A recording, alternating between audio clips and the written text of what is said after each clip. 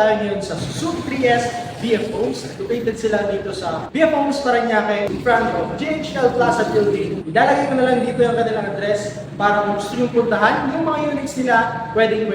For today's vlog guys, magpa-price update tayo ng mga motor na nandito sa kanila. Kaya umpisan na natin dun sa pinakamura. Let's start guys with Suzuki Smash 115. Isa ito sa pinaka gusto kong motor. Bukod sa mura, matibay yung fairings niya and very reliable. Itong motor na to, over the years, napatunayan niya na yung sarili niya. Reliable yung makina, maganda yung pyesa. Kung bibili ka ng pinakaunang mong motor, pwede mong consider itong si Suzuki Smash. Andito sa ating harapan ngayon, yung naka-mags na variant, meron tong price of 61,400. Kung gusto mo naman ng installment guys, pwede. 6,200. 36 months mo, 3,236. For the 24 months, meron kang 4,074. And may rebate pa yan guys. And take note, price may vary, depende sa location and kasa na inyong pupuntahan.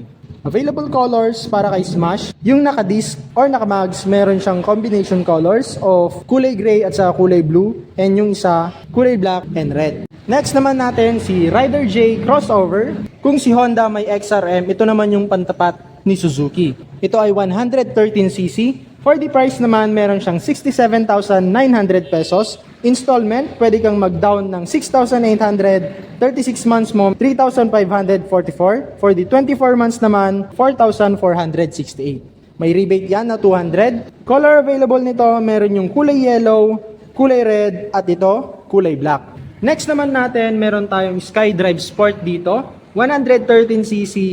SRP nito, meron siyang 70,900. Kung gusto mo ng installment, meron siyang 7,100 pesos down payment. For the 24 months mo, 4,648. 36 months, meron siyang 3,686.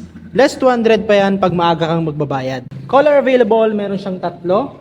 Candy Jackal Green, itong kulay black, at meron din siyang kulay blue. At naalala ko to, napakalakas din ng motor na to kasi one of our rides, ito yung hinahabol-habol nating motor and napakalakas talaga, napabilib din ako dito. Next naman natin, Suzuki SkyDrive Crossover. Ito yung naked version ni SkyDrive Sport. Colors available, meron siyang kulay blue, red, at kulay itim. Price naman nito, 72,900 pesos SRP. Pwede kang mag-down payment ng 7,300 pesos. 2 years nito, 4,768. And for the 3 years, 3,780. Same lang sila ng CC, same ng body, FI na tong mga to. Ang pinagkaiba lang nila is naked, itong si crossover. Next naman natin itong si Avenis, 124cc. SRP nito is 79,400. Monthly nito, down payment ng 8,000. 2 years nito, 5,155. And for the 3 years, 4,083 pesos. Meron siyang 2 available colors, Pearl Blaze Orange at saka Pearl Mirage White. Next naman natin si Bergman Street. Ito yung cheaper version at na-feature na rin natin yung latest version niya.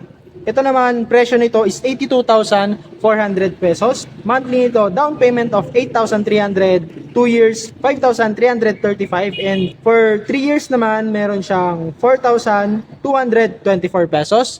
Tapos, yung na-vlog naman natin na EX niya, meron siyang SRP of 92,400 pesos. Difference nila is 10,000. Available color, kulay gray, kulay maroon, kulay puti, at kulay itim.